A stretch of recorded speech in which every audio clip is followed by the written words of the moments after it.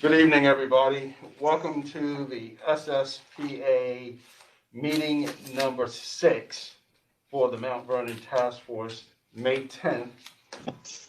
And I am the co-chair, Commissioner Walter Clark, joined with co-chair Commissioner Tim Sargent.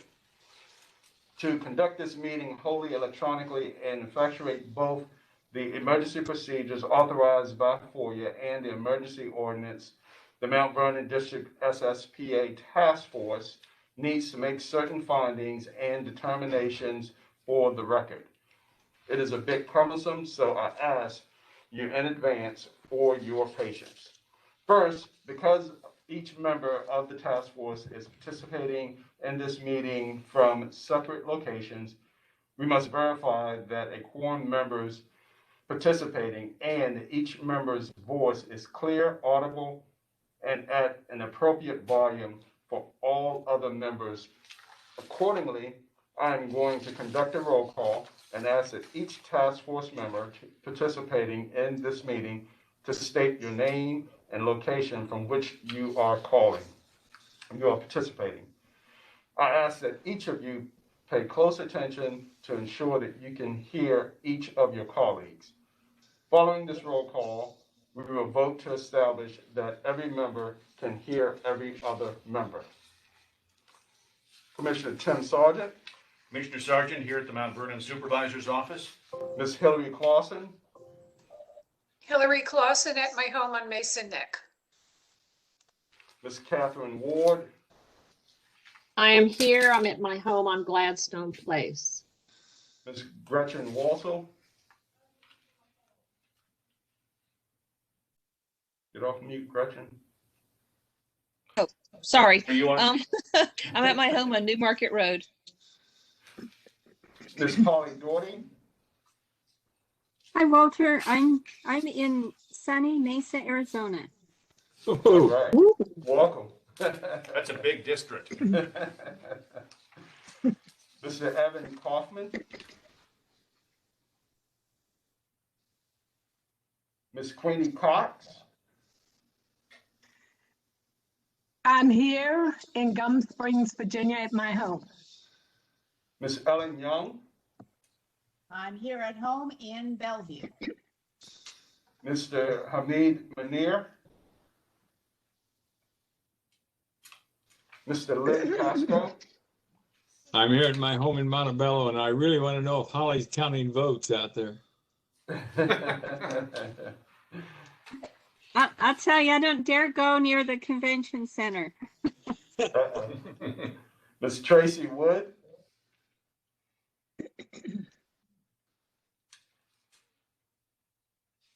Okay, at this point, I will pass the virtual gavel to the co-chairman so that I may be heard to make the requisite motion.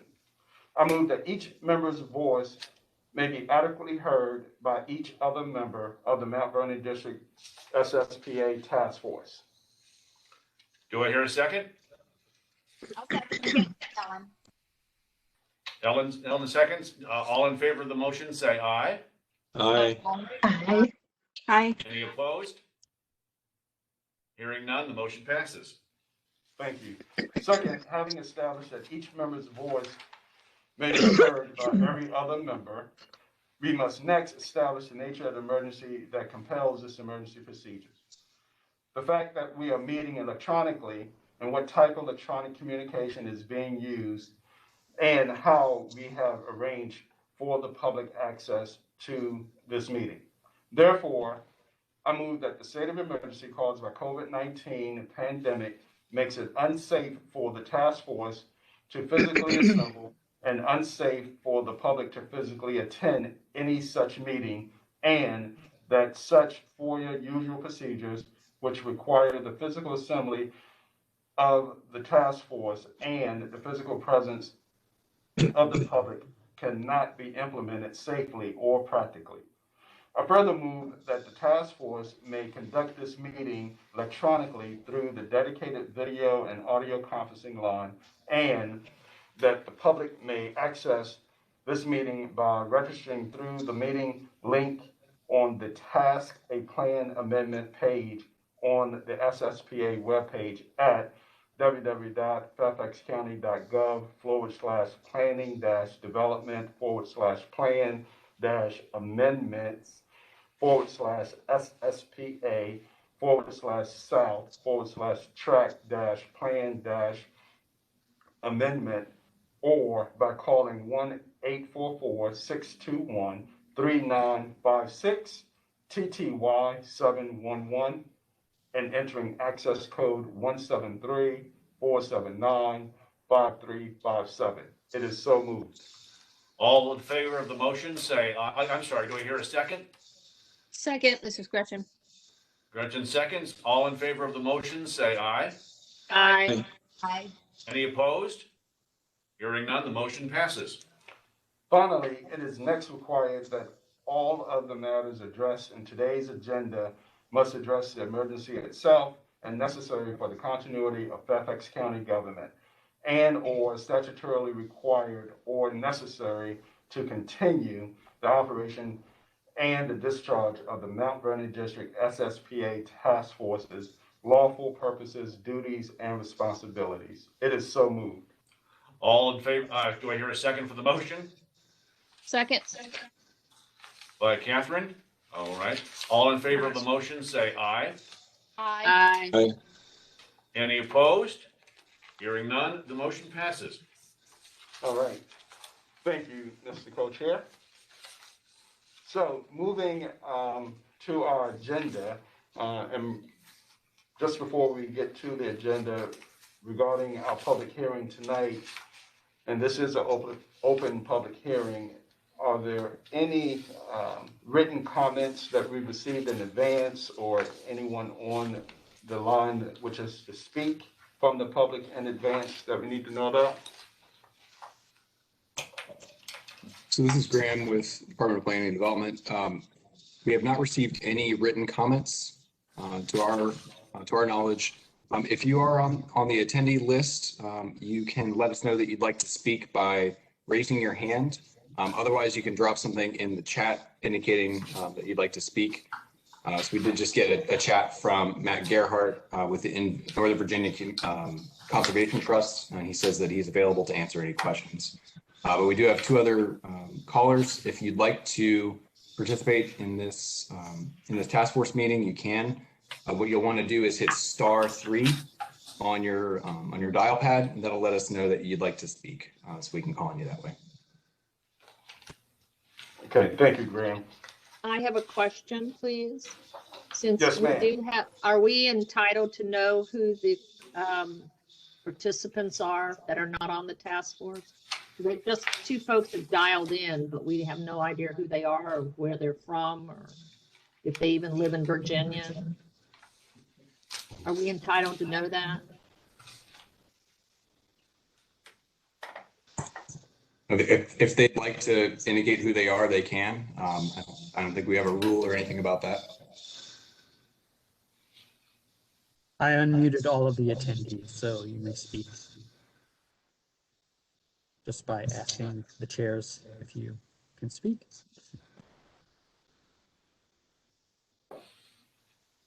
Yes, for the two callers that we have on the line, would you like to identify yourself? Can you guys hear me? Yes, I can hear you now. Hello? Yes, Hi, this I is can hear Kristen you. Moran, Supervisor Stork's office. We have Christine from Supervisor Stork's office, Chief of Staff, that's with us. And the other caller? Good afternoon, everyone. My name is Teron Cheever. I am a resident of Bryanttown Court. I live at 7009 Bryanttown Court, just east of the planned development site. And I just wanted to jump on. I don't have any specific comments or suggestions.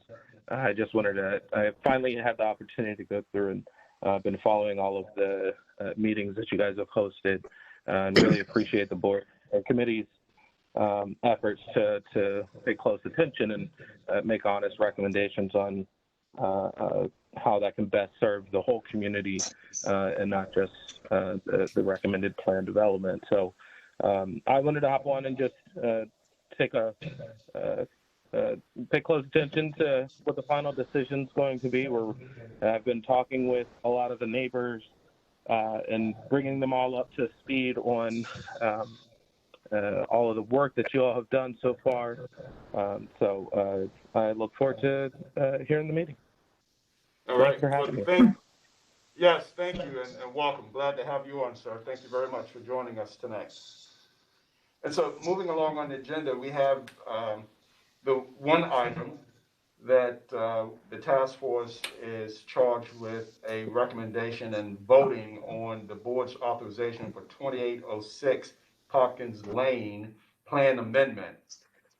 And if we have the nominator on the line, and if they would like to give feedback and presentation from the prior meeting, the floor is yours for the next 10 minutes.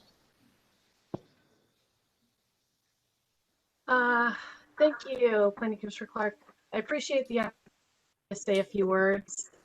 Again, my name is Mary Aiken, land use planner with the law firm of McGuire Woods. The original to 8 dwelling units per acre was not an unreasonable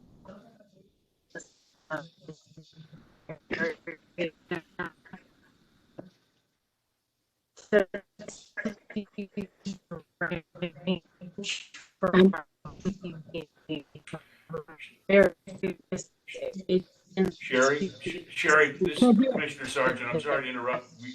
You're breaking up a little bit. We're having trouble.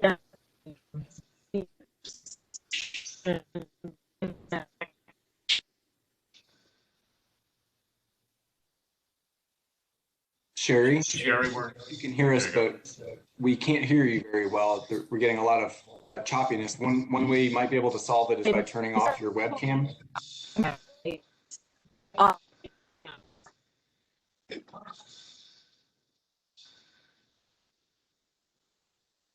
All right, I did that. Is that better? I turned it off. It is better. Yep. Okay, I apologize to the task force. I moved today and did not have really anything set up yet. Was I still breaking up, Graham? We can hear you better now. We can hear you better now, Sherry, with your webcam turned off. If you have a presentation that you wanted to display, just email it to me and I can run it if you'd like. No, I don't have a presentation. I think previously you did before. I mean, if you wanted to put the staff's layout, people can look at that since my video's off. But I'll just go ahead and state what I was going to say. And just if you can't hear me, just let me know.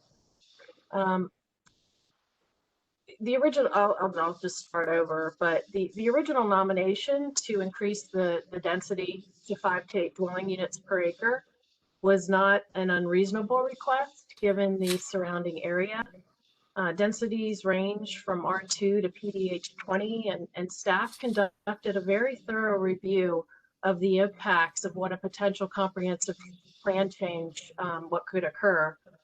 Various agencies looked at everything from surrounding densities to vehicle trips to student generation, sidewalk connections, and to the existing and known storm drainage issues in around this site. And as a result of the review, the recommendation that came from staff was somewhere in the middle at 6 dwelling units per acre. But along with that was a recommendation to preserve 35% of this site, which is more than zoning ordinance requirements. Working with staff, we went through a few different concept plans, one of which staff has up on the screen, which demonstrates that density could be achieved in a manner that provides for adequate buffers, possible tree safe areas, and appropriate road and sidewalk connections. As we've discussed before at task force meetings, this is a tricky site. There's topography issues, there's drainage issues. There are some quality trees. There's a lot more trees that wouldn't be considered quality. So, and this site has not been engineered whatsoever. This is not an application for a specific proposed development. It's only for potential change to comprehensive plan language. And in saying that, I think that is important to remind everyone that this comprehensive plan change does not mean a developer could come in and simply redevelop with townhomes at a new recommended density. Given the current R3 zoning, an application to rezone the site would need to be filed and fully vetted by staff and the community. And as staff explained last week, having this site under regulatory review would be much more advantageous in meeting community concerns than a by right development. Said another way, there just would be better outcomes and certainty being in the process, ensuring community engagement, and having obligations for higher tree preservation, appropriate site access, and amenities that would ensure a future development is not just good for a developer, but the community as well. One concern that has been discussed the past couple meetings pertains to tree preservation. And at the last meeting, a motion was made to postpone the vote in order for Verizon to have a discussion with the Northern Virginia Conservation Trust to discuss benefits that could be achieved if Verizon placed this property in a conservation easement. I am pleased that Verizon was able to have a thoughtful conversation with Alan Rosum and Matt Gerhardt with NVCT. Also, two real estate heads were on the call from Verizon, along with Kristen Warren from Supervisor Stork's office. And because it was a stated concern at the last meeting, I feel I need to say this. The correct people from Verizon were on the call, one of whom had been involved in placing a conservation easement on a Verizon site in Maryland. And that site was for a property that had clear historic significance. But at any rate, the right people were on the call. They were familiar with the process. And it was a very productive conversation. A lot was discussed related to potential tax benefits, appraisal values, and certainly a good line of communication has now been established. But that being said, this process cannot be decided or evaluated in a one-call conversation. The future value of the property will be based on existing zoning, and therefore the tax benefits mentioned by Catherine Ward may not necessarily occur to that extent right now based on the existing R3 zoning. However, and probably more importantly, there are a lot of question marks as to whether the site will fully meet the criteria for receiving preservation tax benefits. Things like such as the quality of trees and what the community benefit will be also needs to be evaluated. And we appreciate the viewpoints of Catherine Ward and the other task force members who spoke about it. But at this time, a lot more needs to be done and evaluated, and it's not the path Verizon can necessarily go down right now. One discussion point I mentioned a moment ago was that since appraised value is based on current zoning and what could potentially go on the site, it would be much more beneficial to Verizon and really all the parties to have a comprehensive plan changed. Bottom line is they'll receive more tax benefits, which could potentially make it a more ideal scenario for them. But as for the vote tonight, it can happen because whether the comprehensive plan language is changed or not, it does not preclude in any way the site or a portion of it from being placed in some type of conservation easement in the future. So there's not necessarily detriment to the county or the community or the trust for changing the plan language. I'm not saying it will or will not happen in the future. I'm really only here tonight as the nominator for a potential comprehensive plan change, but the conversation doesn't need to end here, and it would be much more appropriate to be done in the future when a proposal is in place. So tonight we will move forward with the nomination. If Verizon sells the property and a future developer does pursue a rezoning, based upon the draft comprehensive plan text, as of right now on the draft text, 35% of the site will need to be preserved. But more importantly, there are other needs in the county, such as a housing shortage, and future development will provide much needed housing stock. And any redevelopment will also potentially fix a known drainage issue in the area. So there are benefits to development. The details of all of the above will be much more fully vetted during a rezoning application. So with that, I'd be happy to answer any questions or move on to staff for any of their comments. Thank you, Ms. Hagan. Are there This is Gretchen. I have a questions? question. Yes, go ahead, Gretchen. What is the hurry for this project? I mean, it There- seems like everybody's like, they just want to check off their boxes and keep this thing moving forward. But I mean, I'm just wondering what the hurry is. There's no hurry for this project. The site is not on the market. There's no developer, but Fairfax County has a process to potentially do this every 4 years. So the hurry really is because we are right now in a county process that wouldn't come about for another few years. So this is Ellen. I would like to hear, before I have a suggestion, I'd like to hear from Matt Gerhardt and see what he has to say in regards to the phone call that happened.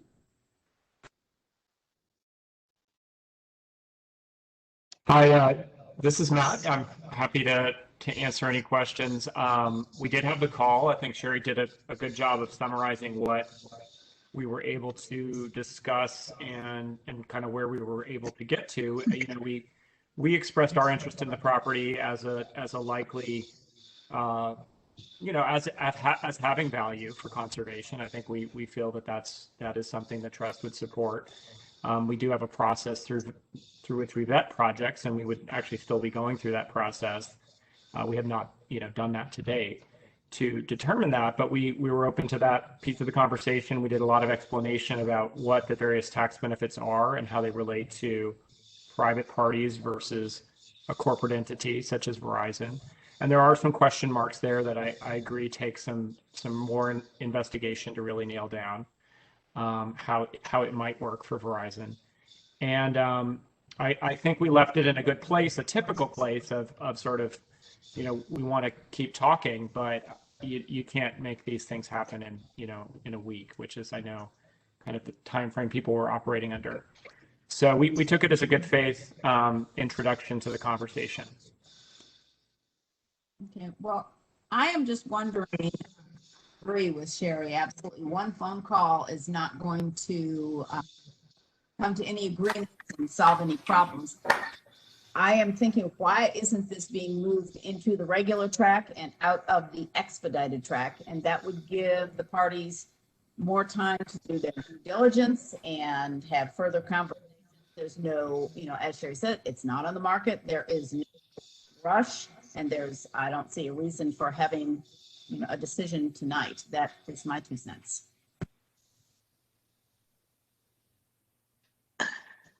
I have a question.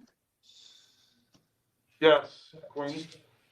I don't know if this is applicable, but I guess like in the response to the question that Gretchen asked about this being time sensitive, and it's only time sensitive because of the cycle.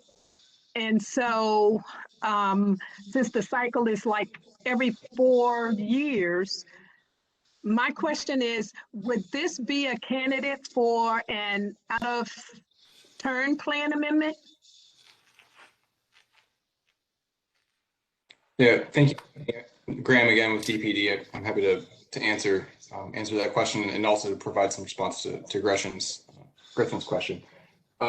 Regarding the current cycle, when the board authorized this plan amendment as well as the rest of the work program in January, they identified this as well as the Parker nomination, which this task force has reviewed, as well as one additional one in the Mason district, as following an expedited track. So that was specifically highlighted as a part of their action.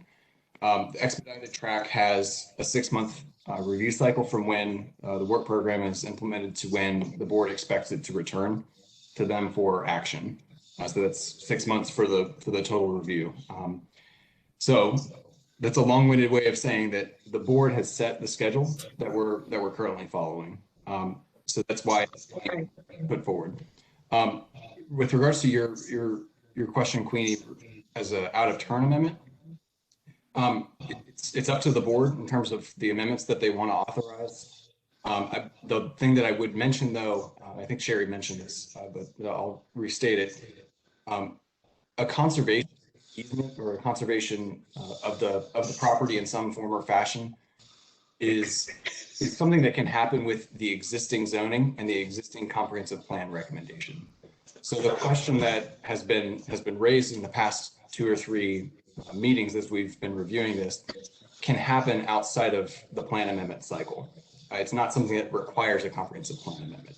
There's nothing precluding Verizon from entering into an agreement from a plan standpoint to conserve the land. It's not something that requires a policy change in the comprehensive plan. So I just mentioned that because the question that the board has put forward for study has been this increased density, which does require a comp plan change. And that's why we've put it through this process, and that's why it's on this schedule. But a conservation of the land easement or some other arrangement doesn't require that. It's not necessary in order to pursue that. Graham, this is Catherine. Thank you for that. And Queenie, thank you for your question. I have a couple of questions, if I might. Number one, has the staff bothered, since the task force has shown an indication of wanting folks from Verizon that can actually make decisions? And I appreciate Sherry's comment that she had the right people on board, but my understanding is that, as she said, more conversations have to be made to the ultimate decision makers in Verizon. So have y'all gone back to the board and casually inquired if this can, as to go with Ellen's suggestion, slip into the other part of the SSPA, which we have several months left on, if maybe even not a year, and more conversations can be had with Verizon and NBCT, which would allow more of a comfort zone, I think, from the task force to raise the density. So the Verizon corporation can make a lot more money when they do put it into conservation. So have y'all gone back and asked that question of the board? First question. Second question, when are the folks at Verizon, and this is for Sherry, when are they going to have conversations internally to see what they'd like to do with respect to this? Graham, is it okay if I speak? Go ahead, yeah, sure. All right, I'm going to stop my video again just so we don't have any problems. Catherine, 2 things, and maybe Matt can help me with that. As I stated before, Matt Gerhardt, as I stated before, just made the statement that Verizon can make a lot of money with the tax credits. Based upon the current zoning, they are not going to make. What I said was, with the increased zoning, they'll make more money. That's the statement. I understand how it all works. But in order to get the rezoning, the comprehensive plan language needs to be changed. No, I understand that too. Okay. The point is, if we let some more conversations take place between Verizon and NBCT to see if Verizon is even partially interested, because the gentlemen or ladies who are on the call today, as you indicated, were not the ones that could pull the trigger and make a decision. Yes, we'd like to go that way. So it just gives Verizon internal folks more time to think about, were they even interested in an easement? That's all. That was my suggestion, and I think Ellen's as well. Right. And I'm here tonight to say they'd like to pursue the nomination. So the answer is no. Well, yep. But there's no detriment. That the point that I'm trying to make is whether the comprehensive is changed or not, it does not make a difference whatsoever.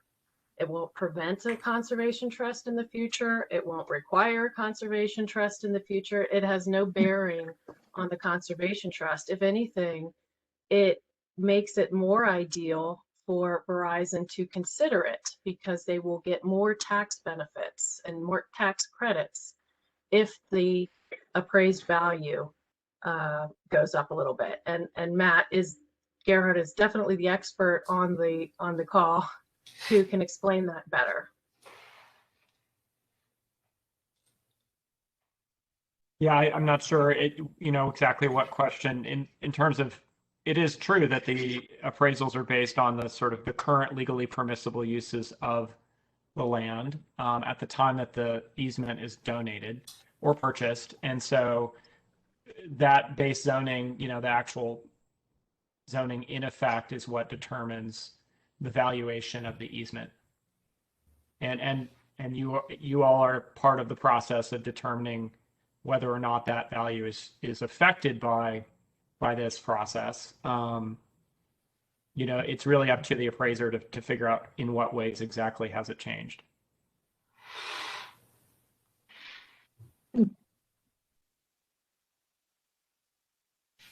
This is what Gretchen said. This is my understanding then of what Sherry's saying and what Matt is saying, is that Verizon is simply trying to position themselves in the best possible fiscal light before they make that decision. Is that correct, Sherry?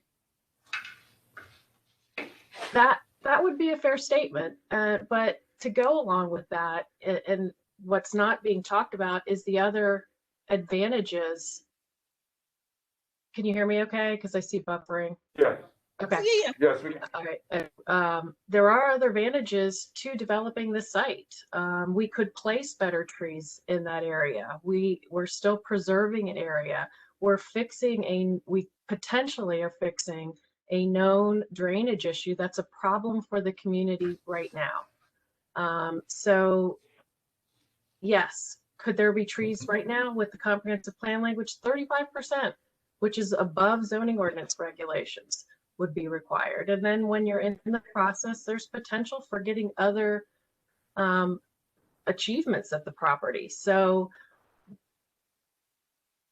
some of the benefits are being ignored here because we're focusing on a potential conservation easement on the entirety of the property. So I still submit and I stand by that changing and bumping up this plan designation will ultimately be much better for the community.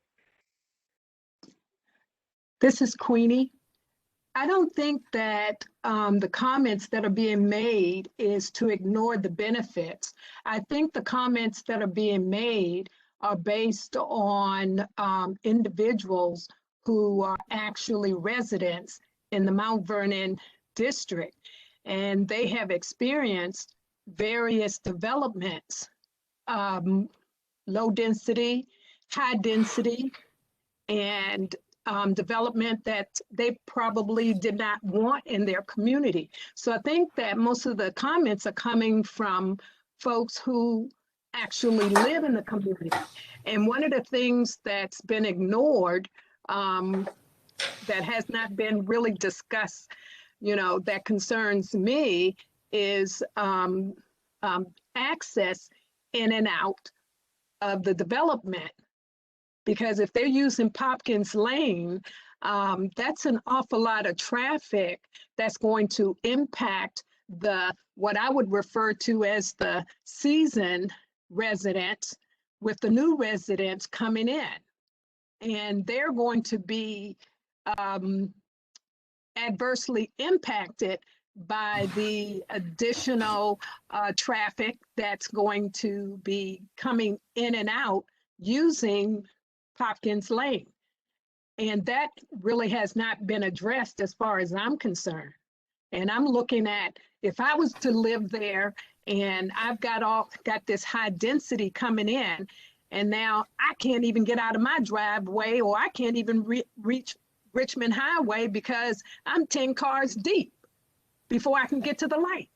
So, so I just wanted to make those comments and to let you know that the observations are not being ignored for the benefits. A lot of these benefits should be to the benefit of the residents.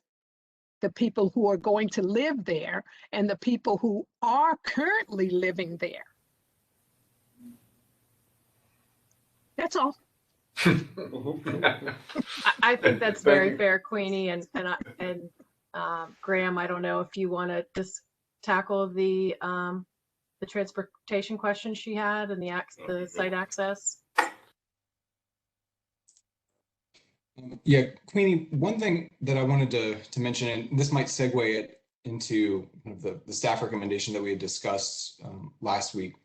When we were reviewing the amendment with the Department of Transportation with the county, access was one of those things that we specifically were asked to look at as a part of this study. And so FCDOT looked at the surrounding network. They looked at Memorial Heights. They looked at, I think they had average daily traffic volumes on Hawkins Lane that they took a look at. Their recommendation was to have primary access onto Hawkins Lane, but owing to both traffic concerns as well as the bell schedule at Bryant High School and then St. Louis Catholic School, which is immediately adjacent, as most of you know, their recommendation was for there to be consideration for a potential secondary access point into either Preston or East Lee Avenue, which are the two cul-de-sacs that go into Memorial Heights, specifically to address the bell schedule in particular, because that was a problem for the AM peak hour trips, less so for the PM because they're just out of sync with the PM peak and the bell schedule are out of sync. But that was something that was specifically looked at as, you know, how do we do access properly, given that there are three potential roads that this site can connect into. So their estimation was that you'd have less cut-through traffic through the neighborhood if you had primary access onto Hopkins, so less impactful for Memorial Heights. But if you had 2 points, that you might have the potential for those trips to be distributed in 2 different directions, so the impact is less for each direction. So that was part of the recommendation and something that we've carried forward in staff's recommendation, which is to have those 2 points of access. So I guess the only issue that I have with that is that it's a consideration, and a consideration is, you know, meaningless. That's like using the word timely. What's timely? So what's consideration? I'm sorry. Go ahead, Catherine. I'm done. No, I was going to say I agree with me, and Graham, thank you for the input. And I do believe most of us studied the staff recommendation. But right now you've got 2 cul-de-sacs. So people living on cul-de-sacs are usually pretty insulated from lots of traffic. And then all of a sudden you're going to open up a roadway, either both of those cul-de-sacs or one of those cul-de-sacs. So now they've got more cars coming through their neighborhood. You know, it's just a fact, that's all. And they should have rights to be able to have conversations about this. And I think yes, you can wait until the plan goes for public hearing to have it, but unless you start telling folks now what the potential is, I just think it's bad form.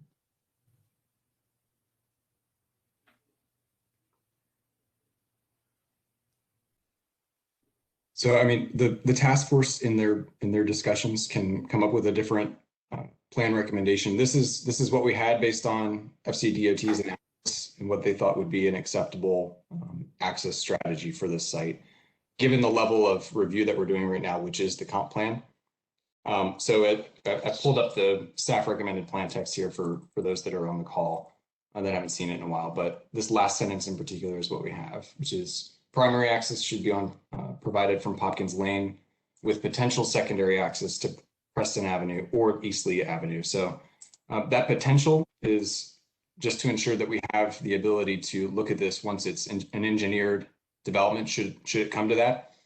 And so that it's basically an FYI, letting people know that we're going to be looking at considerations for those 2 cul-de-sacs. It's not necessarily a done deal in terms of having access onto those, but our main consideration is that we get access onto Hopkins with the ability to look at alternatives if there's a need. But again, as part of the task force's recommendation, if there's modifications to the language or a different recommendation, you absolutely can do that, and we can transmit that to the Planning Commission. Graham, I have a Mr. question Chairman? for you. Yeah. Are you saying that we absolutely not recommend that it be moved to the regular track? Is that what you're saying? No, Ellen, no. You can develop your own recommendation. That's totally all right. And I mean, what we can do if there's modifications to this language, we'll certainly run them by FCDOT in the interim between now and the Planning Commission. Just because I think the question will come up if there is a change between staff recommendation and the task forces in terms of, what does FCDOT think? So we would do that, I would imagine. But no, it's not out of the realm of possibility if there's a change to the language that's requested by the task force. That's within your right. You have the task force has the ability to make their own recommendation. Of course we do. Yeah. I believe Commissioner Sargent? Christine wants to speak.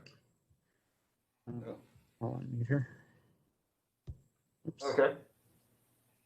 Hello? Caller number 6. I don't know who this is. I just unmuted you. Oh, hold on. Hello? Okay. Yeah, I just unmuted you. Sorry. Can you hear me? Yes. Hi. Good afternoon. This is Teron again from Bryantown Court. I do apologize in advance. I have a 19-month-old at home with us, so if you hear him in the background, I do apologize.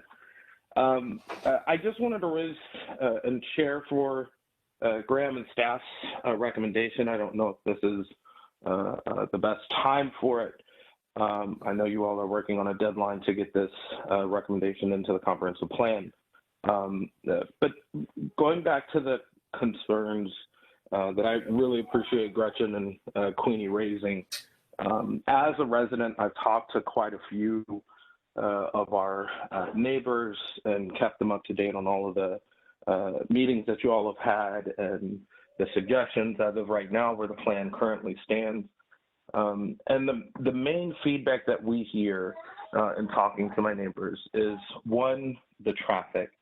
I understand, Graham, that the staff did go through and look at the study to figure out what would be the best recommendation for that, and understanding that Hopkins is a collector. One of the main concerns is that even if you have 2 additional site access points, there is the main school at Bryantown Court, there is a private elementary school right next to it, and then there's also a church right at the end of Hopkins Lane. So you add up to 33 additional units, even if people are taking the 2 additional access points. There's a lot of concern from my neighbors about being able to get to and from our homes just out to Route 1.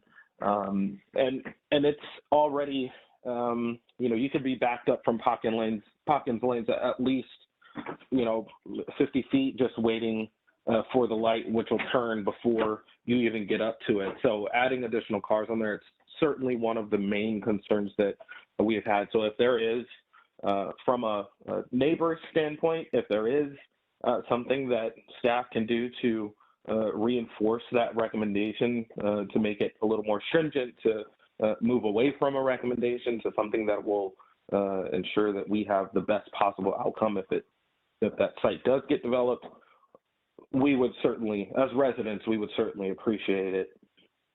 The other 2 things that we hear quite a bit is, I know that there is the suggestion that if the site is developed, that there would be a recommendation to include some type of in-ground flood management system. It is certainly an issue that we deal with on a regular basis, from mosquitoes to trying to do everything that we can with looking into it from on our own as a townhouse community. We're trying to do everything that we can to kind of manage it on our own. But if there are, even if it's even if we preserve 35% of those trees that are there, and that, you know, adds even 20% more water that sits on our community, it could sort of exacerbate the already existing issues that we see. So anything we can do, you know, at this point would certainly be appreciated as a neighbor.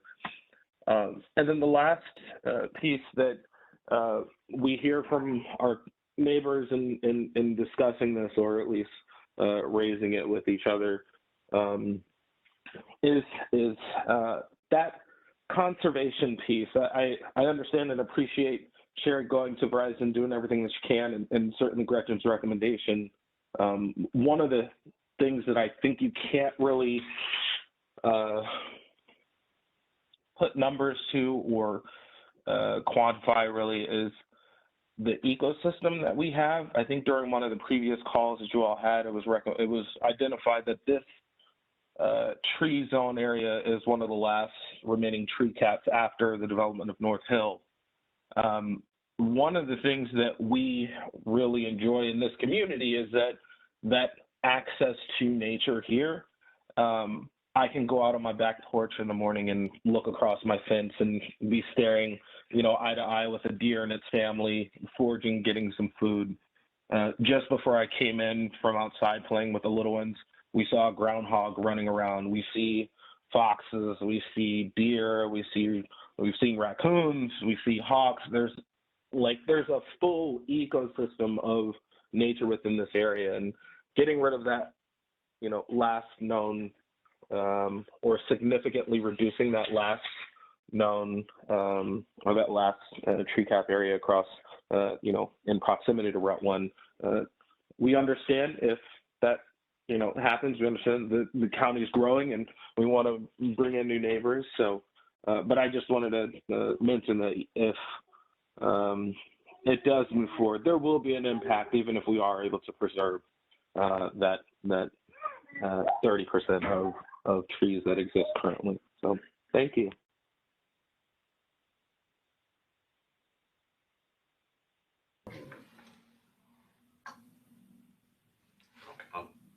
Thank you. Commissioner Sargent? Quick question for staff, a couple questions.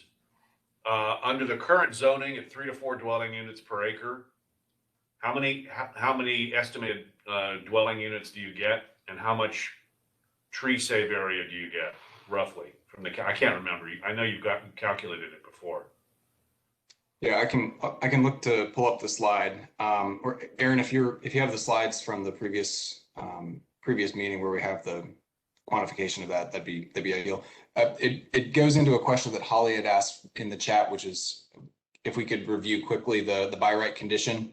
So I'm happy to explain kind of what's allowed under the current by right or the existing zoning and the existing comp plan recommendation compared to what's being proposed, because it's the same question. So currently the site is zoned R3, and there's a site-specific or an area-wide specific recommendation of 3 to 4 dwelling units to the acre in the comp plan for Memorial Heights. So under the R3 zoning, you can have a 25% 10-year tree canopy target. So essentially, what it means is when a site goes through redevelopment, the Public Facilities Manual indicates that you can have a 10-year canopy. So at the end of 10 years, 25% of the site would need to be covered with trees. So you'd have tree canopy coverage. Preservation of existing trees is encouraged. You get credits for that under the Public Facilities Manual, but that's essentially 25% is the figure at 10 years. So that's under the current zoning. If there was a proposal to do R4, so going from R3 to R4, which would be something that could be considered under the current comp plan recommendation, there would be no change. It'd still be 25%. If you were to look at a higher density option, R5, for example, or R8, it's the same thing either way, then you'd have a 20% recommendation in the Public Facilities Manual for tree preservation. So going down from 25% down to 20%. So again, it's not preservation. That preservation can be a part of that 10-year tree save calculation, but it's not required that 25% or 20% of the site be retained. So what we're looking at with the comprehensive plan recommendation and staff's recommendation is 35% of the site, not as 10-year canopy, but as preserved open space. So it's a good deal better in terms of the recommendation compared to what would be allowed by right under the existing zoning. To your question about units, I think the answer is 12 is under the current zoning, but Aaron can correct me if I'm wrong. It's either, yeah. And that would be under the 4.2 acres. That's the subject of that's in the area that's in the open space. So there's the 4.2 acres times 3 is about 12 units. And could you just, this is Commissioner Sargis, could you help me understand if this, what would be required to move this to the regular process as opposed to the expedited process we're in now? Would we have to vote? Would the task force have to vote to move it out? Would we be required? What specifically are the requirements? So specifically, specifically the time frame is set by the board. The board is set as indicated. This is an expedited amendment that follows a 6-month track for review. The board and only the board has the ability to amend the time frame. So if the task force wanted to defer consideration or wanted to transmit to the planning commission and to the board that they would like additional time for the review of this, that could be a part of their recommendation. But I would mention that we do have a hearing, 2 hearings that are established as a part of the expedited review process. So if the task force wants to weigh in and provide a recommendation now, whether yes, whether no, whether yes with these specific considerations, for example, a conservation easement, that take place now, or so that essentially there's relative times where the task force could weigh in and provide their recommendation, because we do have the hearing schedule and we do need to stick to the board direction to amend it. So, in other words, you need some pronouncement prior to a scheduled hearing. Yes, in order for the task force's vote to be considered as a part of it. So yes. Well, does this include deferring the hearing as part of the recommendation? No. You can make a recommendation, but it won't defer it. The board, we as staff, we work for the county executive, and the board is the one that is the sole driver of this train. So the task force can absolutely recommend that there be a deferral of the consideration of the amendment to allow for additional time, if they so choose. I would just mention though that in terms of what the board has asked the task force to look at, we don't know how they will react to that. So if there's interest in looking at the board's, providing a vote on the board's authorized study, I would recommend that take place. But if there's additional recommendations that the task force wants to provide, you can do that. But the hearings that we have are what we have and what the board has asked us to adhere to. So we're doing that. Graham, I hate to be a pain, but yeah, earlier. The supervisors are not, locked behind this brick wall and the staff can't go and talk.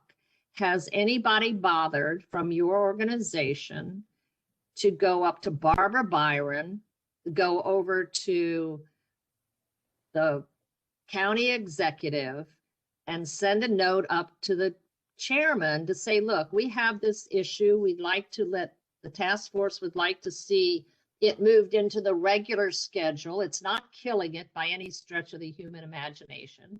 It's just allowing for the chain of command within Verizon to continue to have some dialogue, because it's my understanding that they seem to be amenable to run it up their chain of command. And nobody's saying which way we're going to vote. We're just asking, but I get the impression that y'all didn't even raise the question. And I don't understand why.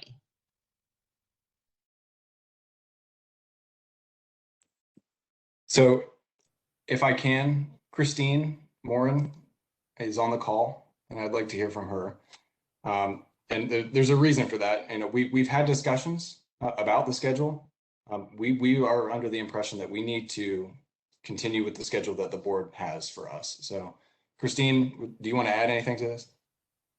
Sure. I mean, the one thing that I would add is that, you know, there is a task force that was appointed by Supervisor Stork, and if there are changes to what their recommendations were of what to put in, you know, the expedited or the regular calendar, and, you know, changes need to be made, then that's, you know, that's what they need to recommend with the reasons why. And, you know, he'd certainly consider it.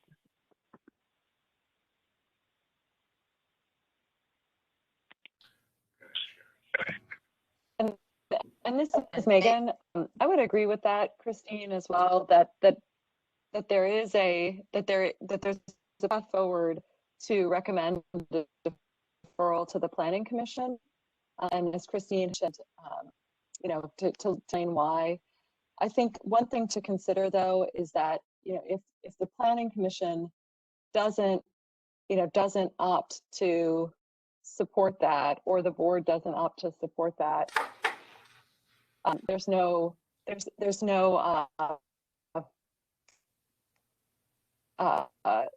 nothing else. There wouldn't be a recommendation from the task force about an alternative. So if the task force does opt to move forward with a deferral, you know, you can do that, or, you know, or another option, but if that is not what the Planning Commission. Megan, can you go on? Could you turn the webcam? We're not hearing you very well. Okay. Is it any better now? Yes. Yes. Okay. Thank you.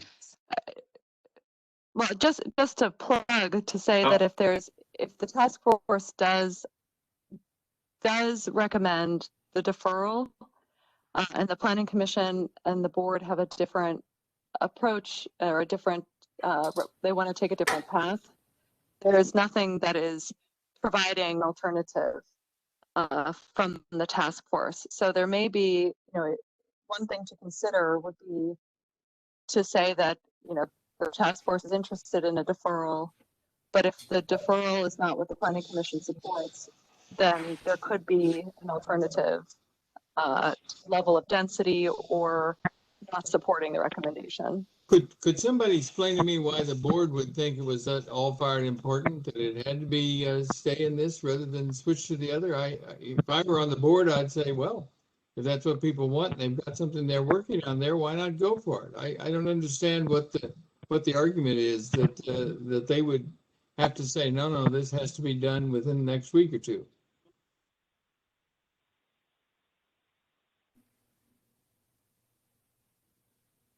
Lynn, I think we're just laying out options for you. I mean, I can't speak for the board, I can't speak for the Planning Commission, but in an abundance of caution, you know, there may be a different decision from the Planning Commission, and I think it's up to you all if you want to consider what the what, you know, how that might take place and what the task force might want in that case. So Megan, are you suggesting that this recommendation from us be done at a public hearing? Because that's not what I think we're suggesting. We're suggesting, and perhaps it's what Christine says, it's somebody from this task force, or perhaps our two chairmen need to pick up a phone, tell Dan Stork what the debate is all about and discussion, and simply say, we would like to be able to continue to have this discussion between Verizon and NVCT on what the art of the possibility is. And we'd like to move this particular nomination from where it is into the other. We're not, I don't believe we're suggesting that this happens at a public hearing. So I think, Megan, you all need to kind of lay out what the options are and legally what we are allowed to do and not do. Because obviously the next steps would be that the task force makes a recommendation, and then this goes to the Planning Commission, and then it goes to the Board of Supervisors. So as a matter of, process and order, Tim and Walter, I don't know what your thoughts are as far as the order, but I know that you all have had conversations about this. So, what is the process?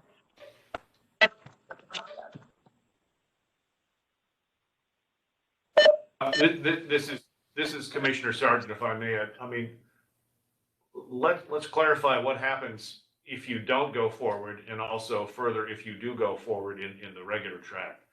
And I have a question for Sherry Aiken, if I could. Sherry, you still on the line? I'm still here, Commissioner Sargent. Thank you. Right now, your client has said they want to go forward on this current track. Is there a willingness to continue discussions if they're on the regular track? I'll be honest with you. We put in a nomination to bump up the comprehensive plan. I mean, that's the point of this, the SSPA process. We submitted a reasonable request. Staff came back with something that they felt which could be appropriate. So I'm here to pursue a nomination for a comprehensive plan amendment change. Delaying the vote tonight to take it off the expedited track to put it on the regular track, I can't promise you that Verizon wants to pursue conversations right now. I've stated a couple times already, it would be more beneficial to them to have the comprehensive plan changed and therefore more tax credits. So I'm not quite understanding why Catherine wants to delay a vote for something that wouldn't be beneficial to Verizon. So I can't promise you that Verizon's going to go into conversations. And also what I've previously stated is whether the comprehensive plan changes or not, it doesn't impact future discussions. So my question is, what's her hurry in getting conversations with the MVTC? Sherry, this doesn't have any bearing on if Northern Virginia Conservation Trust wants to pursue conversations with Verizon, they certainly can. It has nothing to do with comprehensive plan language. Hey, I've had my hand up for a while. Okay, Holly. Hey, thank you. When we had discussed this piece of property before, we'd had a discussion about the need for workforce housing in our area. And I think that was part of the resolution that we passed, was that some of this, that would be considered for workforce housing. And I think we all know what's happening with the housing situation in Fairfax County right now, that our supply is just not meeting the demand. And that this was an area that we looked at that could be beneficial for some workforce housing. And I as a committee, we can really make whatever recommendation we want. If we want to make a recommendation on open space, on conservation trust, we can do that. But I feel like it would be beneficial to move this forward because there is a need for additional housing in our community. And the decisions we make tonight aren't going to affect the density. They aren't going to affect, the final plan that's presented. But it does allow us to have more say in the process as it's moved forward. Thank you. Thank you, Holly. Anyone else? I have a question for clarification, because I assume we're going to take a vote tonight, correct? Correct. Okay, so then we have three options. And I guess the first option would be to accept the staff's recommendation. The second option would be to accept the staff recommendation with modifications. And the third option would be to not recommend with reasons for not recommending. So, and staff can help with clarification here. As a task force, we are charged with voting on the nomination that the applicant has put forward and not being able to modify the applicant's nomination. However, we can make a recommendation. We can vote and make a recommendation, however that vote is, but we can't, my understanding is we cannot modify what the applicant has put forward. And my understanding, the applicant here is the Board of Supervisors.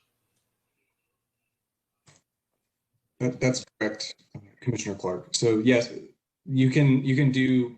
I would add just kind of that fourth category. You can go with staff's recommendation.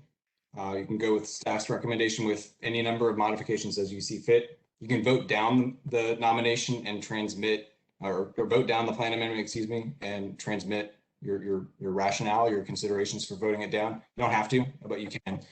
And then if there is a recommendation in terms of an alternative, that can be a recommendation, but it's not like during the screening phase when we were trying to form what is going to take place in terms of further study. Now that we're at this stage of the process, it is really what is the recommendation on what has been put forward as a study. So there's essentially 4 options. So I would, yeah, that's what I would say. I'm ready to make a motion unless there's, I think I saw a member of the public who weigh in again. So, Graham, could you confirm that? And this is Hillary. I'd like to make a comment before you make a motion. Just one consideration to keep in mind, if this property is developed as they are suggesting, it's 23 homes on the property. Yes, it's keeping 35% of the tree cover. If it's done by right, there are only 12 homes on the property. It's less tree cover, and maybe it's not 10-year, but you still have the environmental impact of 23 homes versus 12 homes. Thanks. Are there other comments from the task force?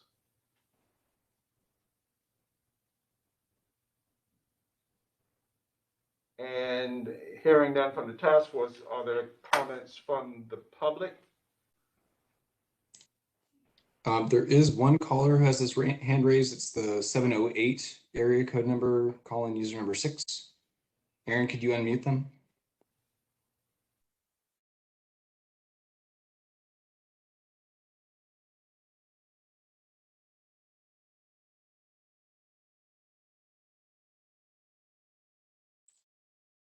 Aaron, can you unmute the caller?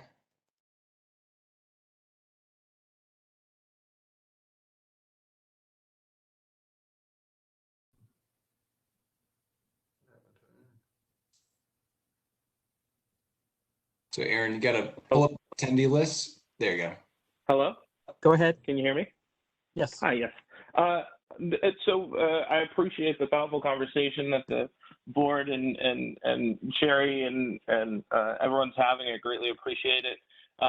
If you all were to move forward with this recommendation, one of the things we wanted to ask that we didn't see in staff's recommendation is with the suggestion of Hopkins Lane being the main collector, is there any does the plan currently include any options or any recommendations for crosswalks?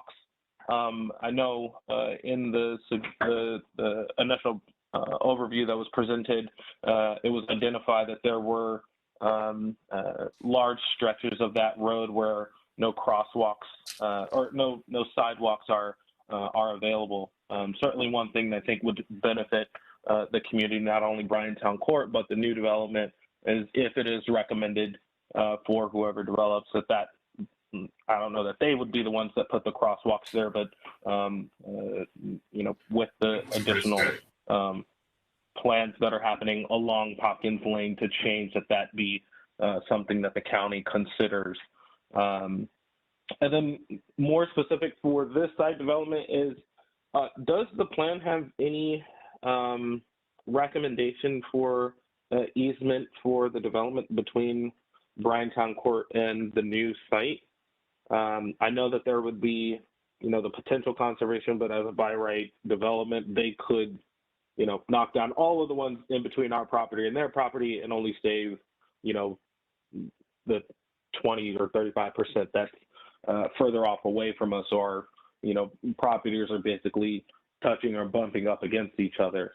You know, I'm sure some of our neighbors who really enjoy that serenity and surrounding with nature, if it's, you know, they look out their back window and the first thing they see is property.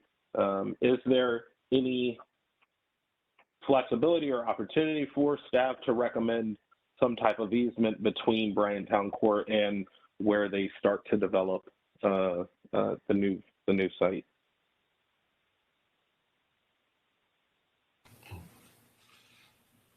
Okay, thank you very much for your comments, sir. And Commissioner Clark, if you'd like, I can respond to his comments if you'd like. Yes, please. So thanks for both of those comments regarding the crosswalk. Typically, in the comprehensive plan, we're dealing with kind of the level of detail that we're looking at. Frankly, most of the time doesn't actually get into questions of access even. So we're primarily concerned with questions of land use density, intensity, compatibility, and land use specifically. So we certainly hear that question and think that it's important. In terms of what's capable or what's possible on and around the site, that would need to take place in consultation with VDOT in particular. Mid-block connections, mid-block crosswalks are something that they typically are not in favor of. But I will say that, you know, when we get to, and if we do get to a phase where a development has been proposed and is going through the rezoning phase, which is also a public hearing process, that would be something I would imagine, given that you have the schools immediately adjacent, as well as the sidewalk, that'd be something that would be looked at. So it's not something that we typically get into the level of detail with the comprehensive plan, but it doesn't mean that it wouldn't necessarily be looked at as a part of a rezoning. To the second question regarding the location of the conservation easement, we had included language in the staff recommendation with the 35% tree cover recommendation. We didn't get into the level of detail regarding the location of that, essentially because there's enough factors at play regarding water, the slope, as well as compatibility with not just Bryantown Court, but also with Memorial Heights, which is immediately to the west. And then the 2 points of access that we didn't feel that, given our level of the details in terms of what we understand about the site, that we could make a recommendation specifying where that 35% would be. But it doesn't mean that this is the end of the road in terms of that specific discussion either. So I would just raise that the task force can, of course, consider recommendations, but there's just a bit of rationale in terms of why we didn't put in, for example, that image that we had shown previously, which had a specific kind of illustrative layout. Our goal is not to set the specific design of this property at this stage, given kind of the level of information that we have. So answers the question. It doesn't mean that it's not out of the realm of possibility with subsequent phases of the development review process. Mr. Chairman? Yes, sir. Commissioner Sargent, questions for staff and also for the task force. If we proceed with this nomination as is your goal still to continue pursuing conversations between the nominator and Verizon and NVTC? Would that be NVT, Northern Virginia Conservation Trust? Excuse me, got the acronym wrong. Would that be the desired goal Or is your desired goal to stop consideration of this current nomination until you've had those conversations? I'll ask Catherine.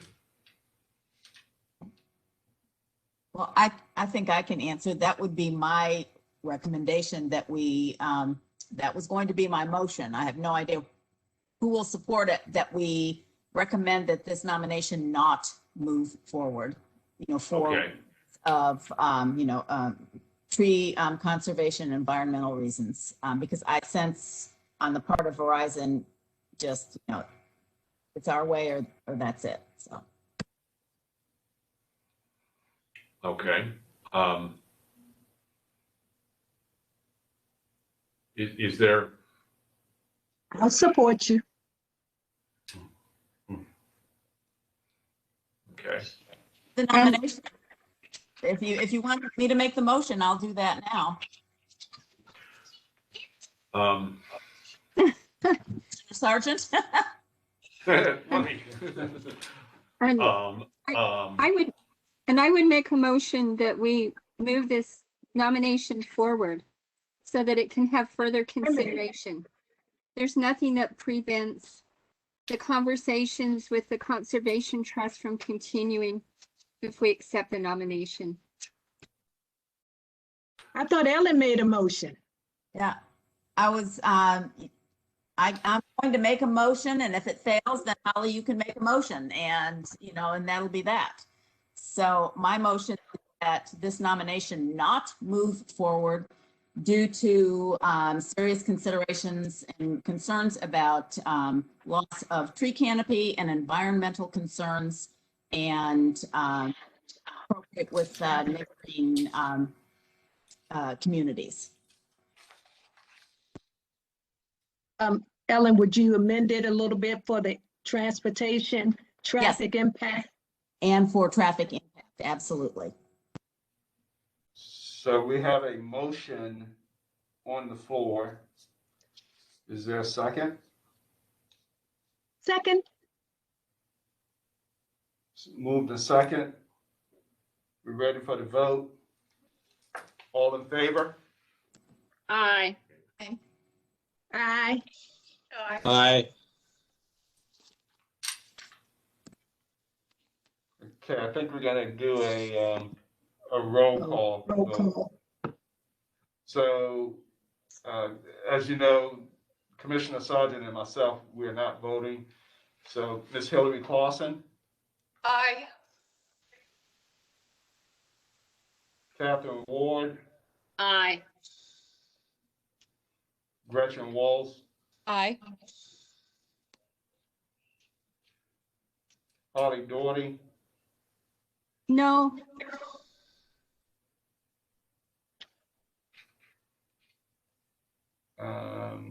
Evan Kaufman, did he join the call? Queenie Cox, Aye. and Ellen, I guess you're gonna vote for Yes, your motion. aye. Don't forget Lynn. Lynn Pasco, Mr. Lynn Aye. Pasco. And did Miss Tracy Woods join the call? Aye, Is that Tracy? that's Tracy. Okay, thank you, Ms. Woods. Okay. So that is 7 ayes and 1 no. And I do see his name on the list of participants, but he didn't unmute. You see who? I'm sorry? Evan Kaufman? Oh, Evan. Evan? Evan, are you there?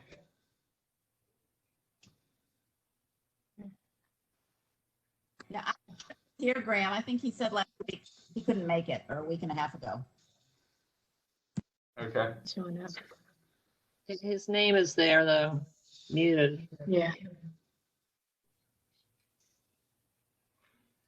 So, based on this, the ayes have it. The motion Evan carries. says his microphone is not working. I don't know. Okay. That means he can vote by chat? No? Okay. What, well, would he be an abstention? No, he can't be. No. He's not present. He's not present. He's not present. Oh. Yeah. Okay. So, there you go. We've captured what that motion is, and you see what happens at planning commission. Did we, Graham, did we accurately get that down? I know it's a motion, not support, but do we get the verbiage for that? Graham or Aaron? Yeah, I think the technical way that we would write it up is that the recommendation is to retain the adopted plan recommendation, which is the same thing as a no vote on the adopted, on the board's recommended study. And then those specific considerations of environmental considerations, tree canopy, traffic impacts be noted in the record. And Queen, you Everybody should okay? record all this on the task force report form. Yeah, that sounds good to me.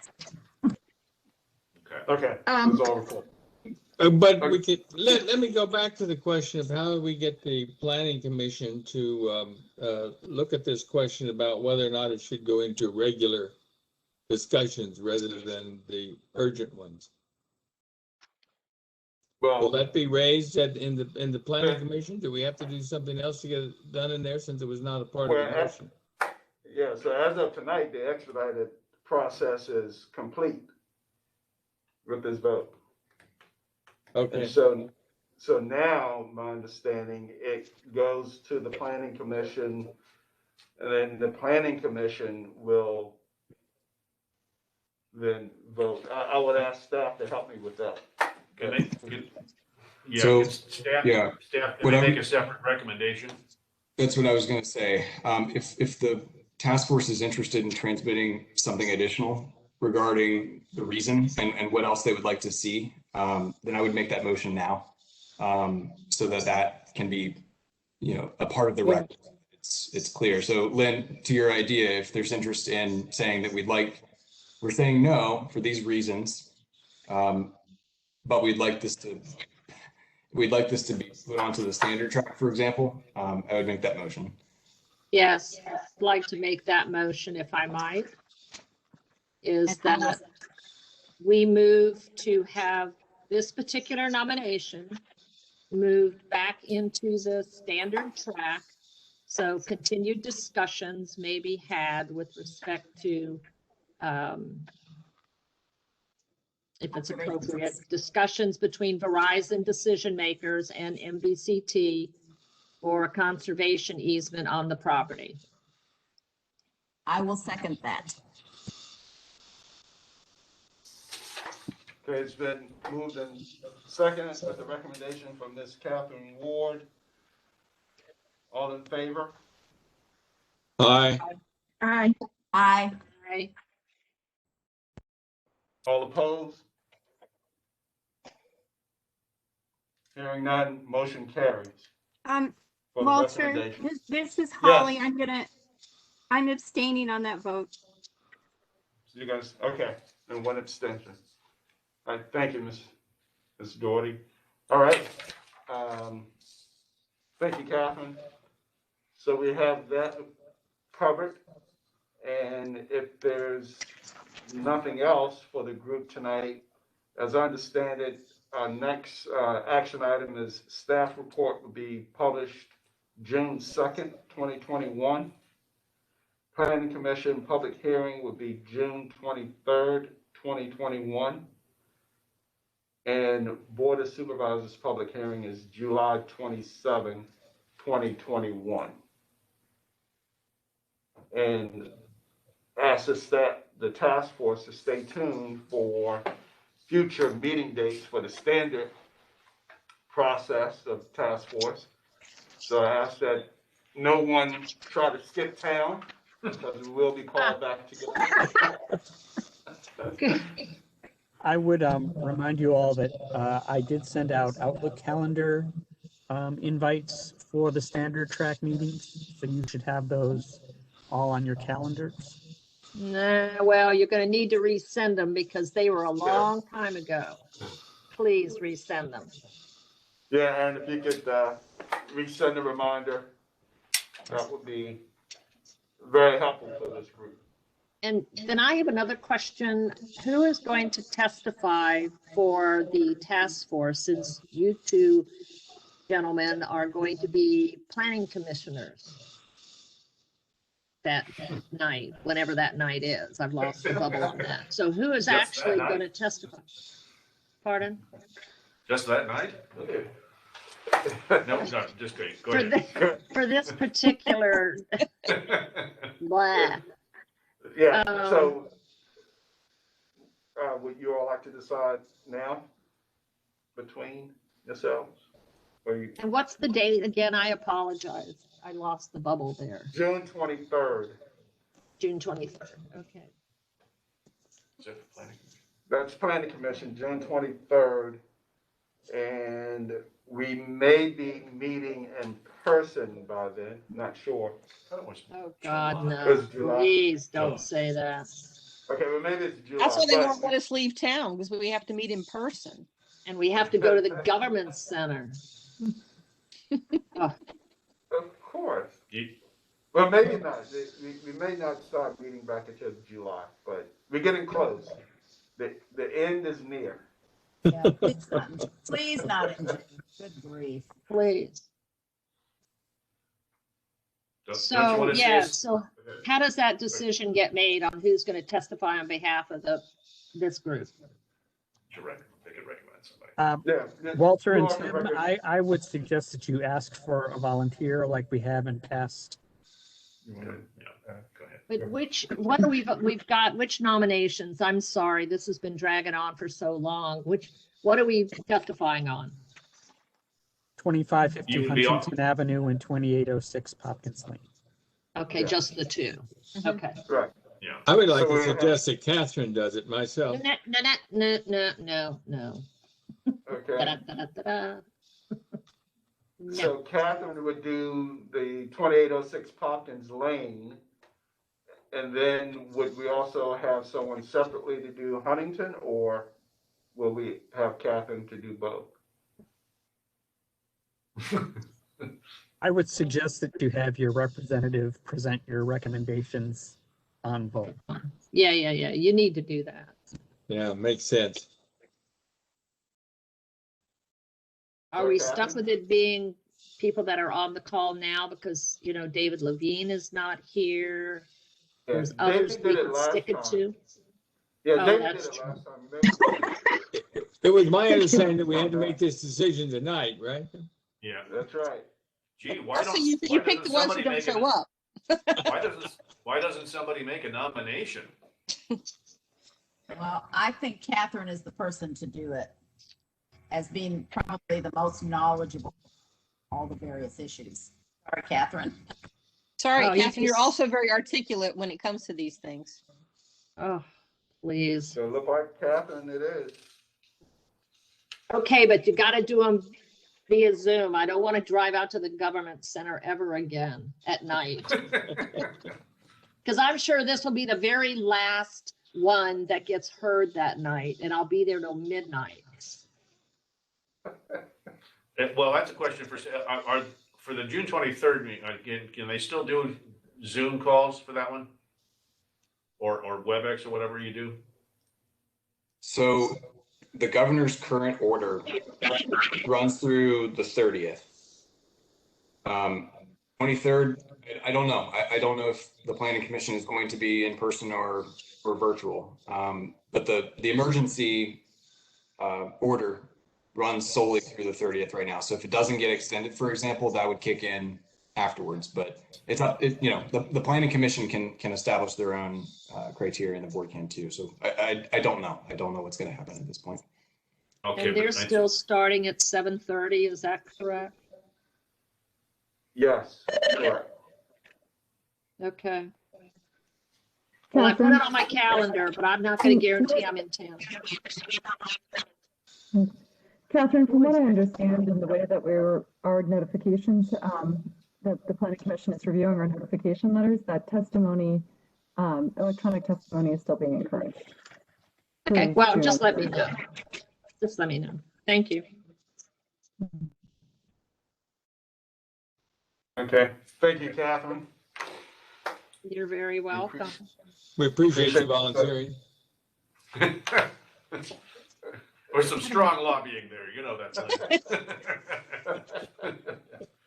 behind the scenes lobbying, we can see it. Aaron? Aaron, Yes. check your email. I got sent you two. I got, Oh, okay, all righty, and let me know if I need to, you need to record the vote totals though. but Walter's gonna be signing the paper. So I remembered from the last time. So because if I just write them down, he's gonna sign them and I gotta get the paper to him. He got the paper. Well, either him or Tim, right? Right. Cut out the middle woman. Okay. We'll get it. Yeah. pretty Queenie, good. you are never in the middle, honey. You are forefront. Yeah, well, I got the language down for the two votes. Good job. Okay. Do we have anything else for the good of the I group? do. I have one other quick question. Who has got the actual language and vote of the nominations that were made on 2550 Huntington Avenue and the Popkins Lane one? If that would be very nice to get from someone, please. The both the staff and the task force recommendations are on the website for that. Okay, so you've typed them up Yes. as we speak. So they're there and I can just pull them up. Yes. Thank you, sir. Appreciate it. Okay. So I'll drop it in the chat if anyone's interested in taking a look at it. It's right there. Can I make a I'm happy motion with to getting them adjourn? online. you have access to the chat? If we're done, can I make a motion to adjourn? We would appreciate you, yes.